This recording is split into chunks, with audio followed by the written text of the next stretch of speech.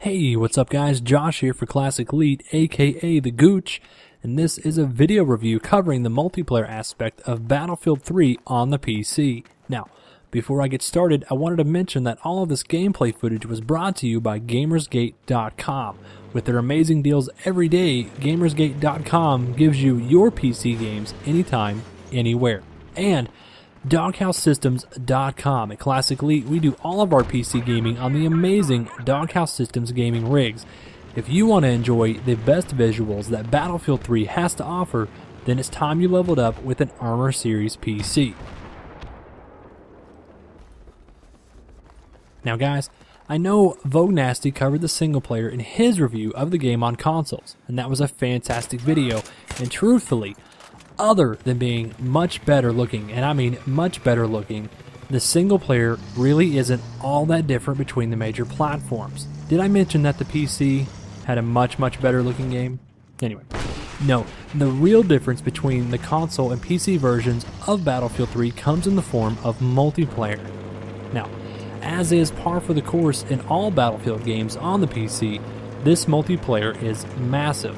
Now, you can't call it an MMO FPS, but it really is impressive. Team sizes may vary, but in a full game, you will be in some straight up 32 on 32 player action, and that's when the game is at its best. There is a sort of beautiful chaos that you can see on the screen at all times, although don't get this confused with some of the other very similar modern war games.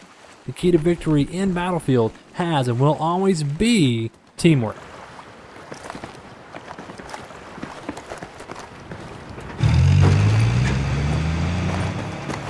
Battlefield has always been about classes, and this is no exception. You have your choice between all the great core classes like Medic, Sniper, Engineer, etc.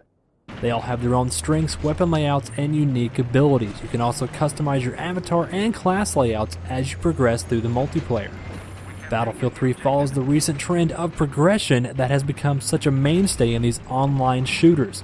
The more you play, the more your level rises. Now, what I like about Battlefield 3 is that it's not only about killing people. No, everything you do earns you progress. Now, that means if you're healing team members as a medic or you're spotting enemies on the map, those all contribute to the battle, and those all earn you progress towards new levels, medals, unlocks, you name it.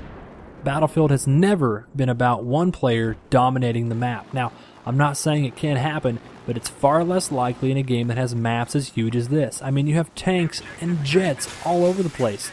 It's crazy. It's awesome. With the way the game is laid out and the class system, you really feel like you're part of a real team. And your efforts, even if you die a lot like me,